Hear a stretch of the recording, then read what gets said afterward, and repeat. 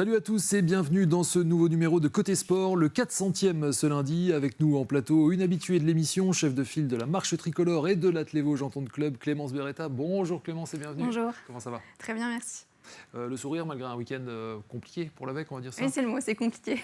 Merci d'être avec nous ce lundi au cœur d'une période chargée au lendemain des interclubs et avant une nouvelle grande échéance dans les jours qui viennent, en fin de semaine. Oui, direction l'Espagne. Voilà, pour tenter de réaliser les minima européens. Lui aussi va s'envoler pour l'Espagne dès demain et a défendu les couleurs de son club ce dimanche. Le spinalien spécialiste du 800 mètres, Loué Ouerat. Bonjour Loué, comment ça va? Très bien et vous? Ça va super.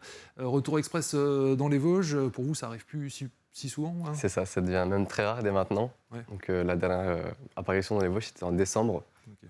J'essaie de venir le plus souvent possible. Voilà, depuis votre départ au Crêpes de Montpellier. Merci d'être avec nous. On reviendra sur ce dimanche et vos prochains objectifs à tous les deux d'ici quelques minutes. Et pour compléter l'équipe du jour, on accueille le chef du service des sports de Vosges Matin, Valérie Tuaillon. Salut Valérie. Salut Nico. Tout va bien? Pas de petit voyage en Espagne de prévu? Non, je suivrai ça à distance. À distance. Tout de suite, une virgule et on passe à l'actu. Un mot de tennis de table, Valérie, pour débuter cette émission. Nous étions tous les deux vendredi soir à Étival pour le match aller de la finale du championnat de France Pro Adam entre la SRTT et Metz. La ferveur du chaudron stivalien, avec quelques 400 spectateurs, n'a pas suffi pour créer l'exploit. Non, on s'en doutait un petit peu, sans leur faire injure avant le match. Metz, je pense c'est un des plus forts attelages en Europe aujourd'hui. Voilà, ils vont jouer le titre européen dans un Final Four en fin de semaine. Là, donc, avec une joueuse égyptienne de 18 ans, Anna Goda, qui fait partie du Gotha mondial, qui perd pratiquement jamais. D'ailleurs, elle a gagné ses 2 matchs, donc c'était compliqué. Mais elles se sont battues, elles ont pris un match. Elles auraient pu peut-être faire basculer la partie dans un peu de folie. Dans le match 2, ça ne s'est pas fait. Et après, voilà, mais ça a déroulé, fini le travail. Ouais, c'est Yang Silou qui a rapporté un point face à la jeune Charlotte Lutz, membre de l'équipe de France. Française, oui. Ouais. Et ouais, il en manquait un tout petit peu pour faire la bascule dans les autres matchs. Christina Kalberg qui est pas loin de prendre un set à voilà, je pense que c'est ça la bascule. Parce que si elle prend un set, elle l'avait amené à la belle. Elle avait perdu 3-2 leurs 2 confrontations en Pro Adam, que ce soit avec Joël Tour et Metz. Et là, elle n'a pas réussi à l'emmener dans ce schéma-là. Et après Metz... Parce qu'elles ont quand même un tout petit peu vacillé jusqu'à ce moment-là. Ouais, et puis bon, il y a Anna Goda, mais il y a les autres joueuses, Adina Diakonou qui a été intraitable contre Jenny Chao, qui est plus au top niveau, en tout cas pas en ce moment. On a une fille qui a été championne d'Afrique à 14 ans et demi, qui est top 20 mondial, mais derrière il y a Charlotte Lutz qui est la valeur montante du ping féminin aussi, parce qu'elle progresse toujours, régulièrement. Il y a des filles comme Sarah Denut et Taylakova qui étaient en survette remplaçante. Elle serait titulaire dans toutes les équipes de Pro quasiment. Donc voilà, il y a des moyens incommensurables. C'est un budget 1 par 3 ou 4. Donc voilà. Mais Étival est là en finale du championnat de France et à cette heure-ci dans le top 5 européen dans la hiérarchie. Donc c'est miraculeux pour un village d'irréductible vosgien. Donc il y aura un tout petit coup à jouer quand même demain soir. De toute façon, elles vont le jouer le coup. Ça va être compliqué. Il faudra battre Goda, il faudra battre de nouveau les autres aussi. Mais elles vont jouer le coup et puis quoi qu'il arrive, ça sera une belle saison. Donc ce sera demain soir à Metz, une rencontre à suivre en direct à partir de 19h30 sur notre antenne avec les moyens de nos confrères de Moselle TV. En football, le SAS a bouclé sa saison sur une bonne note, Valérie, à domicile. Pas si fréquent cette saison. Non, ils ont plus perdu que gagné ici. Et puis avec quelques jeunes U18 qui avaient été incorporés au groupe pour pallier des absences et tout ça. Et voilà, l'équipe s'est mobilisée pour finir sur une bonne note, avec aussi le coach qui avait des petits soucis personnels, qui est reparti au chevet de son papa, donc il voulait gagner aussi pour ça. Peut-être que c'était un sursaut de motivation aussi. En tout cas, ils ont fini sur une bonne note. Victoire 3-2 avec un doublé de Karim Koulibaly. Vous voyez ici le premier but. Naïm Boursas a inscrit le deuxième. Bon, c'était une saison un peu fade, sans être... Oui, et puis en plus, il paye le fait d'avoir été presque plus performant à l'extérieur qu'à domicile. Et ça, c'est jamais bon, parce qu'on est devant ses supporters et on gagne peu de matchs et ça renvoie une image un peu biaisée. Bon, ça reste quand même une saison neutre, il faut le dire, pour un club comme le SAS Football, c'est sûr. Bon, la page de l'intersaison est déjà ouverte depuis quelques semaines. Nicolas Rabuel travaillait avec Jean-Yves Collin à la préparation de la suivante. Il a reçu une proposition de prolongation d'ailleurs. Voilà, pour l'instant, je m'avance peut-être, mais j'ai l'impression que la balle est plus dans le camp du coach que du club. tout cas, les tractations sont en cours. La saison vient de se terminer. Ça va aller vite maintenant parce qu'il faut préparer la suivante. Ouais, il reste 7 joueurs sous contrat pour l'instant. Hein. Roche, Busman, Berenguer, Umdenstock, Ben Kemis, Lawson et Glenslin, avec sans doute d'autres piliers qui devraient rester. Hein. On pense à Paul Léonard ou à Jérémy Collin. Jérémy Collin, le jeune buteur du club. Oui. Le meilleur buteur du club. Voilà, le club a besoin de se restructurer, par contre. Hein. C'est ce qu'on a dit dans vos colonnes. Oui, le président veut restructurer et en même temps... Voilà, on arrive aux limites, même Épinal arrive à des limites financières. Le foot demande tellement d'argent qu'aujourd'hui, le National 2 pour Épinal, ça devient difficile. Et on le voit aussi à l'étage en dessous, puisque Taon joue le maintien depuis 2 ans. On l'étape est descendu sur l'échiquier régional. C'est quand même un sport de fou par rapport à ça, quoi. Moi, j'en suis un petit peu détaché maintenant parce qu'il y a trop d'argent dans le foot et que ça demande trop de moyens. Voilà. Alors que c'est un sport populaire à la base. Ouais. Épinal qui a en tout cas des bases solides suite au transfert d'Esteban Le Paul, mais on a bien compris que c'était justement pour sécuriser l'avenir du club. La suite, ce sera toujours en 4e division, mais en national, changement d'appellation. Oui, parce qu'il crée une Ligue 3 qui représentait le national avant, Ligue 3 Pro, et du coup, ils redécalent. Donc, on va dire qu'ils montent en national. Voilà. Et donc le Estaon en National 2 qui a bouclé sa saison avec un nul de partout à Châlons. Un mot de triathlon pour boucler cette première partie avec les excellents résultats de l'équipe féminine Entente Vosges Triathlon ce dimanche du côté de Pierre Percé sur l'épreuve organisée par le club Raid Évasion Azimut. Victoire sur le fil, vous pourrez voir ça dans le journal de Romane Boyer, sacrée championne du Grand Est senior. Aurélie Hudzik, 6e sacrée chez les Masters. L'équipe a rempli son contrat en décrochant sa place pour les demi-finales. C'est une très belle première saison. Très bien, parce que voilà, c'est une équipe qui s'est créée, une entente. Donc amener un résultat comme ça dynamise. Et ça montre que c'était la bonne direction à prendre. Très bien, avec effectivement, vous l'avez dit, Miss Boyer qui gagne la course pour 1 seconde, qui était encore à 1 minute 20 ou 12. Elle gagne dans les 200 derniers mètres. Ouais. Et elle revient sur la première, elle gagne dans les 200 derniers mètres. Ouais. Voilà, gros week-end à suivre les 20 et 21 juin avec la demi-finale à Besançon en triathlon, et puis la finale le lendemain de duathlon dans le Nord. Et puis avant cela, on les retrouvera les meilleurs du côté de Saulxures-sur-Moselotte pour les championnats de France format sprint le 6 juin. Voilà pour cette première partie. Tout de suite, une virgule, et on parle d'athlétisme. Athlétisme maintenant, comme promis, pour un retour tout d'abord sur la finale des interclubs de National 1A, l'antichambre de l'élite, ce dimanche au stade de la Colombière, à domicile. Donc pour l'Athlé Vosges en tant que club, on peut peut-être déjà rappeler le principe de la compétition brièvement. Il s'agissait d'une des 3 finales régionales, 18 clubs répartis dans 3 poules géographiques, Valérie, et il fallait être dans les 4 premiers. Dans les 4 premiers pour être sûr de se maintenir. Et puis après, il y a une harmonisation sur le plan national, avec les totaux faits par les différentes équipes pour les dernières relégations. Voilà, on rappelle qu'on cumule les performances selon une grille d'indices et non des places, sachant que vous avez remporté 10 courses, enfin 10 épreuves, Clémence, donc c'était déjà encourageant ce week-end. Oui, c'est plutôt pas mal, oui. Ouais. Ça devait être une belle fête à domicile pour l'Avec. Ce fut malheureusement un dimanche noir avec à la clé une relégation en N1B, puisque votre club a terminé parmi les moins bons, 5e, 56 435. On espérait passer les 58 000, quelque chose comme ça, Louet ? Quelque chose comme ça, oui. Ouais.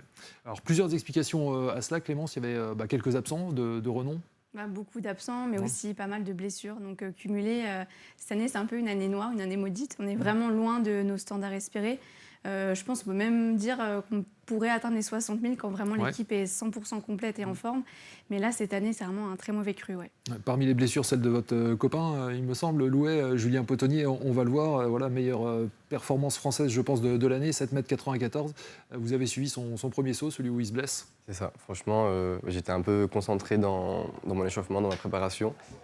Et je vois vite fait, je vois qu'il s'élance, je me dis ça a l'air d'être un bon saut. Et là, d'un coup, je comprends pas en fait. Donc j'ai essayé de rester quand même concentré dans ma course. Donc j'ai checké un petit peu et je suis vite parti. Et c'est seulement par la suite où je l'ai vu, il était pas très bien. Il m'a dit que c'était le quadriceps qui avait lâché, quoi. Ouais. Voilà, et malgré ça, il n'a pas allé au bout de son saut. Il fait quand même 6,29 m.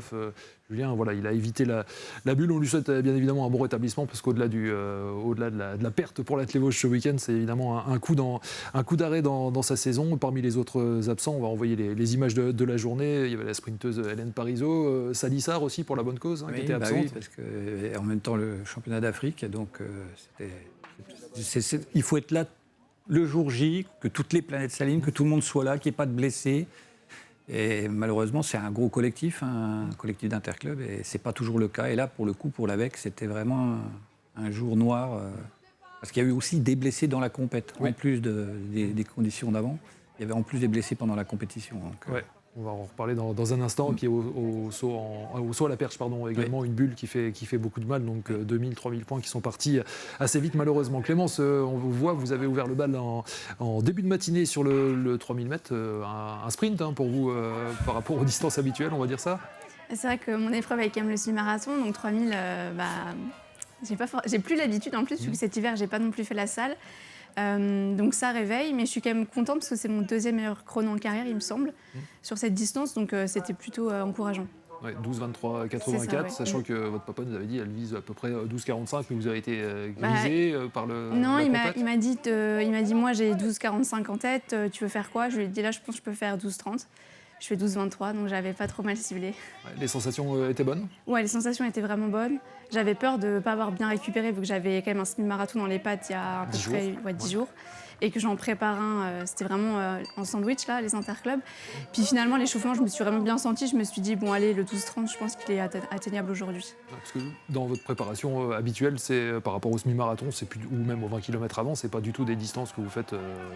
Non, mais par contre, on garde une séance de vraie vitesse par semaine, ce qui me permet de travailler les allures de 4 minutes au kilo. Là, sur le 3000, j'étais en 4,08 à peu près.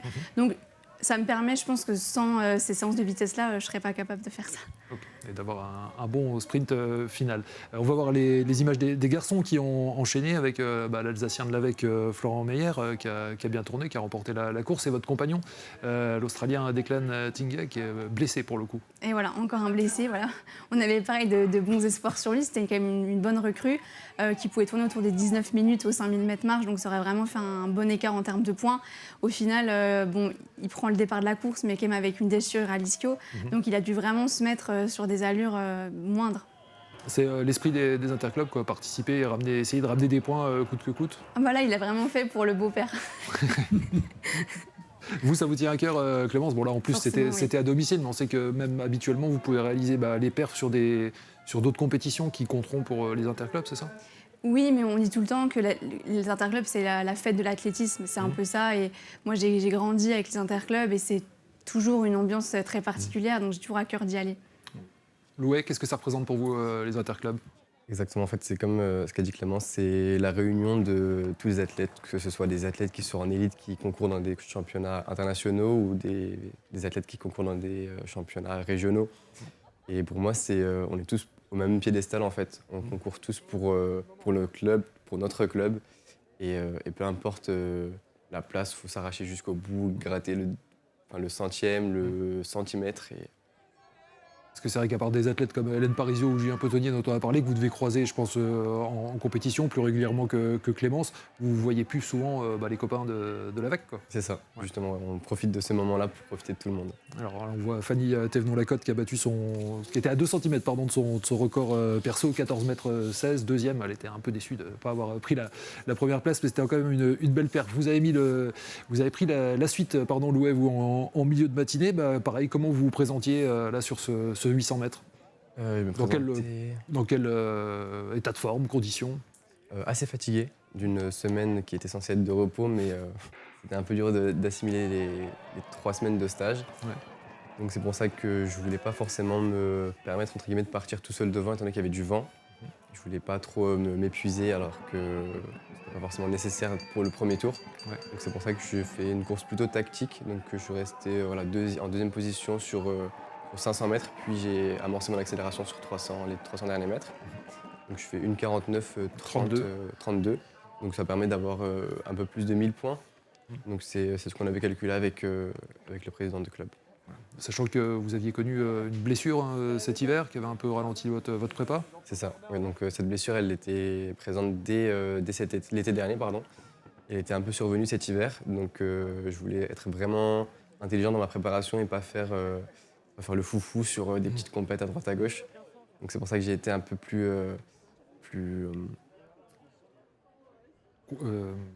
Prudent. exactement, plus prudent, pardon. Et donc c'est pour ça que j'ai décidé avec mon coach de ne pas faire le 4x4 en fin de compétition. En fin de journée, voilà. Ce qui n'aurait pas changé grand-chose au niveau des points, puisqu'il y avait une belle équipe quand même avec Ali Bessaoudi qu'on a vu il y a un instant, qui a un peu bloqué sur vos chaussures, sans citer de marque. Elles sont assez particulières, Loué. C'est vrai, ouais, c'est la marque On Running. Donc On la cite quand même, du coup. On va dire Nike et Adidas, on est obligé d'en citer 3. Ouais. Et pardon, oui. Presque thermoformé, on a l'impression, non? C'est ça, ouais, en fait, c'est une technologie qu'ils appellent l'Ice Spray. Et c'est extrêmement léger. Justement, je suis en train de tester un peu. Je ne sais pas si je pourrais la mettre tout le temps à toutes les compétitions, mais voilà, ça m'a permis de les tester. Je trouve qu'il y a du potentiel. Clémence, vous, de votre côté basket, je crois qu'il y a les plaques carbone aussi qui sont, qu'on fait, on les connaissait en course à pied, elles sont aussi en marche athlétique? Oui, bah, moi forcément, j'utilise des chaussures de course, running. ouais. Du coup, je vais dire, moi, c'est ASICS, tant qu'à faire. Mais oui, ça nous permet d'avoir plus de dynamisme, plus de renvoi. Et c'est vrai que c'est une avancée technologique plutôt importante. Vous parliez des points il y a un instant, Louis, c'est vraiment comme ça que ça se passe en coulisses, Clémence. On se dit, alors tel athlète devrait faire ça, on calcule les points comme ça? Nous, c'est surtout les coachs qui ont vraiment ce job-là. Ils se réunissent, ils font des longues réunions, des semaines, des mois avant, et après, ils ont leur tableau un peu d'apothicaire en disant, bon, bah là, c'est eux qui ont un petit peu la recette à tout ça, quoi. Vous l'avez dit, vous êtes un peu préservé, Louis, c'est le mot qu'on cherchait tout à l'heure, parce qu'il y a 2 courses, vous enchaînez sur 2 courses cette semaine, dont une à l'étranger. Racontez-nous, là, dès mercredi. C'est ça. Donc là, je m'envole dès demain pour Nerja, donc une ville au sud de l'Espagne. Donc c'est pas des courses où il y a énormément de budget, c'est pas une grosse compétition, mais c'est ce genre de compétition qui vont me permettre de faire des chronos pour justement débloquer des Diamond League ou des grandes compétitions à venir. Ok, donc un peu comme des quotas, on va dire. C'est ça. Voilà. Oui. Et ce week-end, ça sera quoi du coup? Ce week-end, ça va être un meeting en Belgique, à Bruxelles. Ok, donc pas mal de déplacements. Qu'est-ce que vous visez cette saison, hein? Comme Clémence, on l'imagine, on va en parler. Forcément, il y a les championnats d'Europe. Donc pour espérer aller au championnat d'Europe, donc il y a 2 qualifications. Donc les championnats de France, faire premier ou deuxième pour être sûr d'y aller. D'accord. Et puis on a des minima, donc les A et les B. Donc on vise quand même les A pour être plus serein au championnat de France. Donc une 45-90, c'est ça? Une 44, pardon. 90, une 44-90, pardon, ouais. pour les... Une 44-70 pour les minima B et une 43-0 pour les minima A. Voilà, sachant que les B, on peut les réaliser, il faut les réaliser 2 fois, il me semble, dans les mois précédents. C'est dans vos cordes, votre record perso, c'est une 44-86, c'est ça? C'est exactement ça, oui, c'est ça. Et étant donné que j'ai fait ce chrono en sortant de blessure, pas extrêmement bien préparé, je suis assez confiant pour la suite. Vous avez franchi un sacré cap, en tout cas depuis la dernière fois qu'on vous a reçu, mais si on avait fait une visio l'année dernière, depuis votre départ pour le Krebs de Montpellier, entraîné par Bruno Gagère, l'ex-coach de Pierre-Ambroise Bosch, champion de France indoor à l'hiver dernier, en 2025, et battu à plusieurs reprises le record de France U23, sachant que vous n'avez que 21 ans. Sur c'est quoi le déclic? Qu'est-ce que vous avez appris de plus à Montpellier, outre l'évolution de votre corps, physique, etc. Sur quoi ça se joue pour aller gratter ces dixièmes? Je pense que c'est l'environnement professionnel, donc que ce soit les infrastructures qui font beaucoup plus professionnelles, plus adaptées à la performance de haut niveau, et surtout le groupe on a les mêmes objectifs. Donc on vise tous, ça va être des championnats de France, championnats d'Europe ou du monde, ou les JO, donc, notamment Renel Lamotte qui les a fait dans ceux de Paris. Donc forcément avec cet environnement, on ne peut que espérer avoir le même niveau ou être plus fort que ces personnes-là. Donc c'est une émulation constante, donc ça ne me fait que pousser vers le haut. Okay. Les championnats de France, ce sera quand, Louis? Pas la date exacte, mais c'est aux alentours du 17 juillet. Ouais, sachant que il me semble que vous étiez un peu frustré l'année dernière des France Élites, hein, c'est ça? C'est ça, oui, parce que c'était ma 3e course après ma blessure. Ouais. Et même si la première course des championnats, donc les séries, se sont très bien passées, je m'étais bien senti et je me suis rendu compte qu'en finale, on ne peut pas revenir si vite. Enfin, c'est très compliqué de revenir si vite après une blessure. Voilà, a priori, vous êtes en forme, vous revenez bien. Clémence, vous allez aussi mettre le cap sur l'Espagne d'ici la fin de semaine samedi pour une épreuve à La Corugne pour tenter de réaliser les minima aux Europes après un essai avorté pour plusieurs raisons du côté de Pau-des-Brady il y a 10 jours. Faites-nous un peu le match. Oui, donc semi-marathon et j'étais sur les bases des minima, comme a dit Louis, A, parce qu'il y en a 2, donc les plus élevés où on est quasiment sûr de partir. Je prends assez rapidement des cartons, des avertissements, ce qui est vraiment tout lier l'enjeu de ma discipline, c'est ces fameux cartons, le jugement. Distribué assez gracieusement, on va dire ça. Ouais. Voilà, on va pas Pour revenir certains. dessus. Et donc je lève le pied en me disant, je lève le pied, mais j'assure quand même les minima B. La course était faite, j'allais être 4e, et puis je me prends une pénalité de 2 minutes, donc 2 minutes d'arrêt total, à 100 mètres de franchir la ligne. Donc très très frustrant. Et forcément, les sélectionneurs, ils vont pas regarder qu'il y a eu 2 minutes de pénalité, ils vont voir que bah, voilà, je suis pas dans les clous. Ils voient le temps final, quoi. Ils vont voir le temps final, même si évidemment, en coulisses, ils savent ce qui s'est passé, mais voilà, il faut un peu de la justesse pour tout le monde, on ne peut pas trop faire de laisser passer. Donc je vais quand même assurer une bonne fois pour toutes ma qualification avec ce meeting ce week-end. Donc c'est 1h34, c'est bien ça? C'est 1h34 minima A et le minima B, il est à 1h36. Ok, la Corogne, c'est une épreuve que vous connaissez bien? Oui, Vous avez l'habitude, ouais. c'est un très très bon meeting. C'est un des meetings les plus relevés sur le plateau de la marche athlétique. C'est un meeting où voilà, on va être, je pense, entre 80 et 100 avec vraiment tout le gratin, tout le gotha mondial. C'est un meeting qui est rapide. Mais ce n'était pas un meeting que j'avais prévu dans la saison. Ça s'est vraiment fait de façon précipitée. Et en 2 semaines, on doit se reprojeter, se dire bon, on va repartir. Et voilà, moi je ne fais pas du 800 mètres, c'est du semi-marathon. Donc la Il faut avoir le récupération temps de n'est pas la récup, même. Mais par contre, vous avez fait le choix de repartir direct 2 semaines après dedans, quoi. Et de toute façon, j'ai vraiment pas le choix. Parce qu'après, nous, les qualifications pour la marche se terminent justement après ce meeting-là. D'accord. Ok, il n'y a pas de période étendue comme pour d'autres épreuves. Ça pose déjà la question de l'assistance électronique que soulevait le Pierre de Clémence. Pierre, que vous avez eu au téléphone. Le Pierre et père de Clémence. Le père, oui. Pardon, ouais. Oui, tout à fait, parce que là, on reste sur du jugement humain, mais on en a parlé un petit peu avant l'émission avec Clémence. C'est vrai que c'est justement l'œil humain, il faut que ce soit le temps de suspension. En fait, il faut toujours qu'il y ait un contact au sol d'un des 2 pieds, hein, pour schématiser et caricaturer le truc. Et l'œil humain, ce qu'il est capable de voir, c'est pas ce que voit une caméra, donc c'est pour ça qu'il n'y a pas la caméra. Alors après, avec des capteurs, Clémence pourra en parler beaucoup mieux que moi, mais avec des capteurs et tout ça, ils seront sûrement en mesure, et là au moins, ça clora le débat, parce que tout le monde sera à la même enseigne. Parce que pour regarder beaucoup de courses de Clémence, depuis longtemps, il y a des fois, on voit des filles qui ont les mêmes allures, et il y a un carton qui part d'un côté et pas de l'autre. Voilà, ça reste de l'humain. Subjectif, ouais. Subjectif, tout à fait. Ouais, ça pourrait faire son apparition dans la marche prochainement? Normalement, c'est 2028, ouais. Ce qui a été annoncé. Donc là, on a beaucoup de phases de tests. Donc ils nous donnent des capteurs. On a eu ça notamment les championnats du monde par équipe en avril. On a eu ça chez les filles. Ils récupèrent énormément de data liées justement à toutes ces courses pour après définir qu'est-ce qu'ils autorisent ou pas en termes de suspension. Vous l'avez dit, vous êtes confiante pour les minima à 1h34. Vous êtes rassurée ces derniers temps après un petit passage à vide, mais on se rappelle des mondiaux où vous étiez fait une entorse au tout début de course. Et puis là, meilleure perf française sur 10 km en début de saison. Donc ça tourne bien. Oui, il y a vraiment eu un gros passage à vide justement post-championnat du monde à Tokyo où je pense que ça m'a beaucoup impacté mentalement. J'ai mis du temps à revenir. Et puis, je pense que je me suis vraiment rassurée effectivement avec ce 10 km qui m'a un petit peu remis le pied à l'étrier. Et depuis, j'ai plutôt fait des bonnes performances. Le championnat du monde, c'est mon premier top 12 mondial. Donc, c'était pour moi aussi un vrai... Malgré des conditions hyper difficiles voilà, au Brésil. Exactement, 33 degrés, 70% d'humidité. Ouais.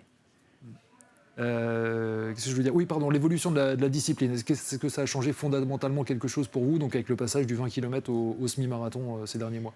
D'un point de vue de l'entraînement et physiquement, non, pas du tout, parce qu'on parle d'1 kilomètre. Mais je pense que ça a changé la donne d'un point de vue du grand public, parce qu'aujourd'hui, on est sur des distances qui parlent à la majorité des gens, marathon, semi-marathon. Donc quand on dit qu'on fait un semi-marathon en marchant en 1h34, ça parle aux gens, ils se rendent compte à quel point on va très très vite. Ouais, si on fait la comparaison En running, c'est sûr que ça... Enfin, moi, perso, le faire en courant, je signe tout de suite. Hein, vous me mettez le contrat, 1h34 sur semi, je signe tout de suite en courant. Ouais, c'est honnête. Loué, votre discipline, entre guillemets, est plus lisible pour le grand public, le 800 mètres? J'ai pas compris, pardon. Je dis votre discipline est plus limpide, on la voit plus souvent, le 800 mètres, voilà, au niveau de l'athlète. Oui, franchement, je trouve que elle l'est, certes, mais pas encore à l'échelle intersport, je ne sais pas si ça se dit, mais en tout cas, dès qu'on parle de sport, on ne pense pas forcément aux 800 mètres.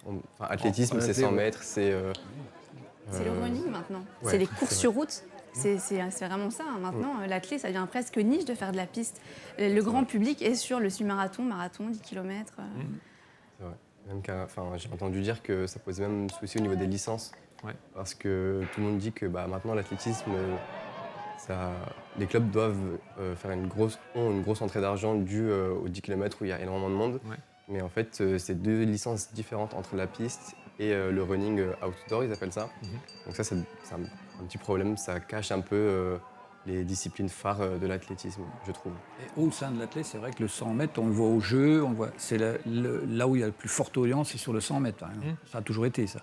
Mais c'est vrai que la cohabitation avec le running, aujourd'hui, on le voit, hein, ils font des courses de robots. Là, la barre des 2 heures a été franchie sur marathon chez les garçons.